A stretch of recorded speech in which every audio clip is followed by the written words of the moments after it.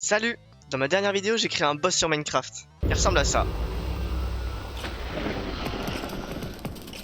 Dans les commentaires de la vidéo, on m'a demandé de vous montrer tous ces commandes blocs, ou du moins tout ce qu'il y a à l'intérieur. Donc je vais passer en revue depuis ce côté-là jusqu'à ce côté-là, chaque commande bloc, et puis si vous avez besoin, vous avez qu'à mettre pause. Celui-là, on s'en fout, c'est mon bloc de test pour faire spawn le mob. Le premier qui nous importe, c'est lui. Dedans, on va execute un Nether Star, if block -1, c'est de la bio ice, et si on est dans un biome ice spikes, et si on détecte une entity de skeleton skull à 0,5, on exécute à la Nether Star de run set block, un bloc de redstone juste ici. Ce bloc de redstone va activer le début de la commande, ça va être pareil, jusqu'au dernier run, où cette fois, on va pas mettre 7 blocs, mais play sound. Le son d'un spawn de wither. Ensuite, le début du command block, c'est la même chose qu'avant, sauf que maintenant c'est run particule pour mettre les particules de neige. Pareil, on va rajouter du son, encore un peu de son. Si on va mettre 1, 2, 3, 4, 5 repeaters pour ensuite aller dans cette colonne là. Le premier command block, en fait, ça va être la commande pour faire apparaître le mob. Donc ensuite, tout ce que j'ai rajouté, c'est personnel, c'est la manière dont a été fait le mob. Vous voyez, skull, les items qu'il a, etc. Si jamais vous avez des seeds pour faire ça, enfin pour à la fin, c'est pour la rajouter de la vie. Ensuite, en channel always active, on va kill et encore kill. Cette fois dans le command block dessus qui va être en conditionnel pour la barre du boss, qu'on va créer au préalable évidemment. Après le run, on a data get entity block après le run. Ensuite, c'est les effets d'apparition pour faire apparaître un éclair. Dans celui de dessus on met la nuit, celui d'encore au-dessus c'est de la musique. Et celui de dessus c'est pour ajouter de la musique stylée au moment du combat. La musique pick step en plus rapide. Ensuite un repeater. Ensuite dans le premier encore du sound design. Ensuite on va venir reset le mécanisme avec un chain always active. Ces deux là c'est pour personnaliser la barre de boss. Si c'est encore pour la barre de boss, c'est pour qu'elle marche encore. On n'oublie pas le arrobase à la fin de celui-ci. Ici la différence c'est unless, pas de arrobase à la fin. On lui rajoute de la speed, de la force et des particules. Ici c'est le mécanisme qui nous met de la poudreuse lorsqu'on s'éloigne trop. Ici on va créer une scoreboard pour le spawn des squelettes.